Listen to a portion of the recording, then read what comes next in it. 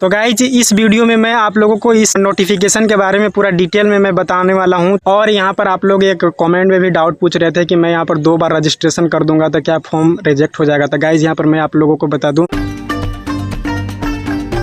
Hello guys, welcome back to my channel. तो कैसे हैं आप सब? आई होप अच्छे हम स्वस्थ होंगे। तो गाइज आप लोगों को जिस चीज का इंतजार था, अब इंतजार की घड़ी खत्म हो चुका है गाइज। तो फाइनली इंडिया पोस्ट ने जीडीएस के पोस्ट पर वैकेंसी के लिए नोटिफिकेशन जारी कर दिया है गाइज। तो आप लोग यहाँ पर देख सकते हैं कि ये ऑफिशियल नोटिफिकेशन जारी हो चुका है। तो यदि आप 10th क्लास पढ़ चुके हैं और आपका एज 18 साल से ऊपर हो चुका है तो आप इस जॉब में फॉर्म अप्लाई करके बिना किसी एग्जाम का केवल परसेंटेज पर आप इसमें जॉब कर सकते हैं गाइज। तो गाइज इस वीडियो में मैं आप लोगों को इस नोटिफिकेशन के बारे में पूरा डिटेल में मैं बताने वाला हूं। तो गाइज यहाँ पर जो लोगों को सिलेक्शन लिया जाएगा वो 3 पोस्ट पर लिया जाएगा और वो है एबीपीएम, बीपीएम और डाक सेवक। डाक सेवक वही शहरी क्षेत्र में वर्क करते हैं। अब यहाँ पर हम आप लोगों को बता दें आगे कि इसमें यहाँ पर जो आप लोग रजिस्ट्रेशन होगा वो कब से होगा। तो रजिस्ट्रेशन गाइज आप लोग 15 जुलाई से लास्ट 5 अगस्त तक आप लोग रजिस्ट्रेशन कर सकते हैं, सबमिट कर सकते हैं। तो वो समय बहुत ही नजदीक आ चुका है गाइज। अगर आप लोगों को मान लीजिए फॉर्म वगैरह सबमिट करने के बाद कोई गलत हो जाता है तो आपको कोई घबराने की भी जरूरत नहीं है। करेक्शन का टाइम मिल जाएगा और आपको एडिटिंग के लिए आपको टाइम उसमें दिया जाएगा, जिसका टाइमिंग है 6 अगस्त से 8 अगस्त तक भी साइट खुलेगा और वहाँ पर आप साइट पर आप एडिटिंग कर सकते हैं, अपना सुधार कर सकते हैं। यहाँ पर फॉर्म अप्लाई करने के लिए गाइज ज्यादा कुछ जरूरत नहीं है। आगे मैं इसमें भी बताने वाला हूँ कि आपको फॉर्म अप्लाई करने के लिए, फॉर्म भरने के लिए क्या क्या डॉक्यूमेंट की जरूरत है और डॉक्यूमेंट वेरिफिकेशन के लिए जब आप जाएंगे तो उस समय क्या क्या आपको लेकर के जाना है। अब यहाँ पर हम बात कर लें सैलरी के, तो सैलरी को 12,000 बीपीएम के पोस्ट पर स्टार्टिंग सैलरी रहेगा। और एबीपीएम और डाक सेवक वो लगभग सेम ही होते हैं। बस डाक सेवक है कि शहरी क्षेत्र में होते हैं और एबीपीएम जो होते हैं विलेज क्षेत्र में। तो वहाँ पर एबीपीएम और डाक सेवक का जो सैलरी रहने वाला है 10,000 से 24,470 रुपया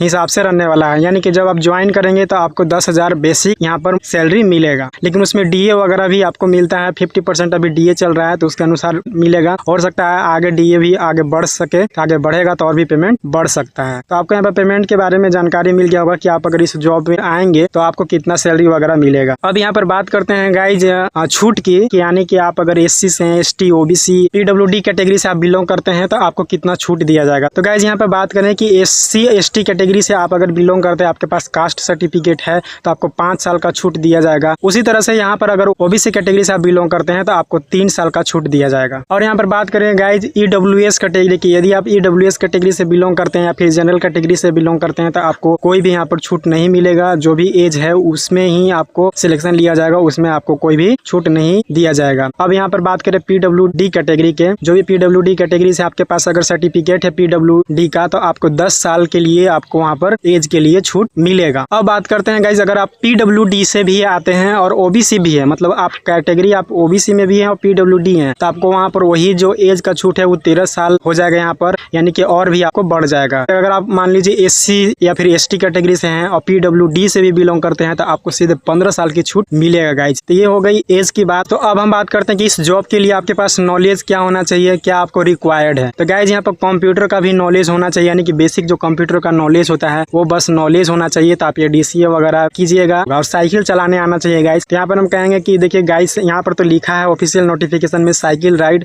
लेकिन साइकिल से काम होने वाला नहीं है। अगर आपका बीओ दूर है, विलेज दूर है, एसओ दूर है, दोनों जगह जाना है तो आपको बाइक रखना ही पड़ेगा, जैसे मैं रखा हूँ। साइकिल से काम नहीं हो सकता है। बाइक में तेल भी आपको खुद से भराना होगा। यहाँ पर मात्र साइकिल अलाउंस मिलेगा, बाइक अलाउंस नहीं मिलेगा। मतलब बाइक का खर्चा नहीं मिलेगा, साइकिल का खर्चा मिलता है। अब बात कर लें गाइस ग्रेड के, कि अगर आपको ग्रेड पॉइंट है तो उसमें परसेंटेज कैसे निकालना है। तो आपका जितना भी ग्रेड है, मान लीजिए 10 ग्रेड है तो उसमें 9.5 से मल्टीप्लाई कर दीजिए, आपका परसेंटेज निकल के आ जाएगा। अब बात करते हैं गाइस की डॉक्यूमेंट वेरिफिकेशन के लिए आपको अभी से ही कौन कौन से डॉक्यूमेंट आपको रेडी रखना चाहिए। यहाँ पर ऑफिशियल नोटिफिकेशन में साफ साफ बता दिया गया है कि आप लोग अभी से ही सारा डॉक्यूमेंट रेडी रखिएगा। आपका अगर सिलेक्शन होता है तो आपको ये सब डॉक्यूमेंट आपको लेकर के वहाँ पर पहुंचना होगा। तो गाइस यहाँ पर मार्कशीट जो होता है, मार्कशीट आपको वहाँ पर मांगा जाएगा। जब आपको डॉक्यूमेंट वेरिफिकेशन होगा आपको मार्कशीट आपके पास हार्ड कॉपी होना चाहिए। ये आपको डॉक्यूमेंट वेरिफिकेशन की मैं बात कर रहा हूँ, फॉर्म अप्लाई का नहीं। और इसके बाद आइडेंटिटी प्रूफ, आइडेंटिटी प्रूफ में हो गया आधार कार्ड, पैन कार्ड, ये भी आपको पास होना चाहिए वहाँ पर जब मांगा जाएगा तो। देन इसके बाद कास्ट सर्टिफिकेट, कास्ट सर्टिफिकेट भी आना चाहिए। आप अगर ओबीसी से हैं, एससी एसटी से हैं तो कास्ट सर्टिफिकेट भी आपके पास रहना चाहिए। देन आप अगर PWD कैटेगरी से हैं, PWD कैटेगरी से आप बिलोंग करते हैं तो आपके पास PWD का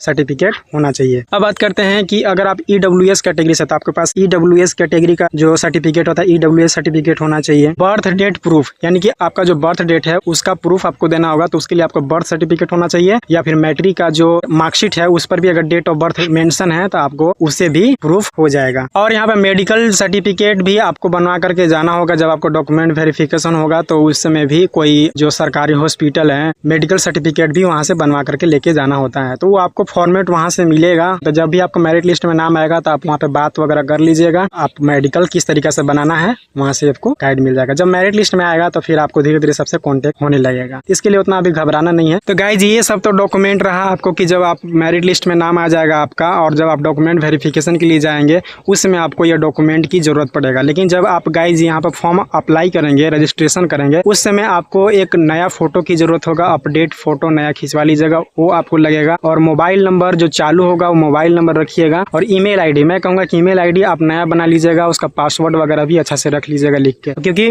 जब आप इसमें मेरिट लिस्ट में नाम आ जाएगा तो आपका उस पर ईमेल भी आता है और मैसेज भी आता है। और बाकी वही 10th का आपको मार्कशीट चाहिए और कास्ट सर्टिफिकेट। अब बात करते हैं लैंग्वेज की, आपको किस लैंग्वेज में फॉर्म अप्लाई करना चाहिए। तो गाइज आपको मैं यही एडवाइस करूंगा कि आप जिस लैंग्वेज से बिलोंग करते हैं, अगर मान लीजिए हिंदी है तो हिंदी जिस स्टेट में होता है, जैसे मान लीजिए आपका स्टेट है, आप वहीं का रहने वाले निवासी हैं, आप हिंदी बोलते हैं, तो आप वहीं पे फॉर्म अप्लाई करिए। लेकिन आपको लगता है कि यहाँ पर कट ऑफ हाई जाएगा, मेरा नहीं हो सकता है, मैं कोई अदर स्टेट में मैं फॉर्म अप्लाई करने वाला हूँ, तो आप कोई अदर स्टेट में फॉर्म अप्लाई कीजिए, लेकिन हिंदी वाला में अप्लाई कीजिए। यहाँ ज़्यादा से ज़्यादा प्रयास कीजिएगा कि जहाँ पर आपका घर है या फिर जो भी स्टेट है उससे जो भी आपके आसपास में नज़दीक स्टेट है वहीं पे फॉर्म अप्लाई करिएगा, तो ये ज़्यादा बेटर होगा। और यहाँ पर आप लोग एक कमेंट में भी डाउट पूछ रहे थे कि मैं यहाँ पर 2 बार रजिस्ट्रेशन कर दूंगा तो क्या फॉर्म रिजेक्ट हो जाएगा। तो गाइज यहाँ पर मैं आप लोगों को बता दूँ, आप अगर 2 बार रजिस्ट्रेशन कर देंगे तो आपका फॉर्म आपको एक्सेप्टेबल नहीं होगा, आपको एक्सेप्ट नहीं किया जाएगा और रिजेक्ट हो जाएगा। तो आपको मैं यही एडवाइस करूंगा कि आप लोग 2 बार रजिस्ट्रेशन नहीं कीजिएगा, एक बार ही एक कैंडिडेट एक बार ही रजिस्ट्रेशन कर सकता है। तो यही था गाइज अपडेट,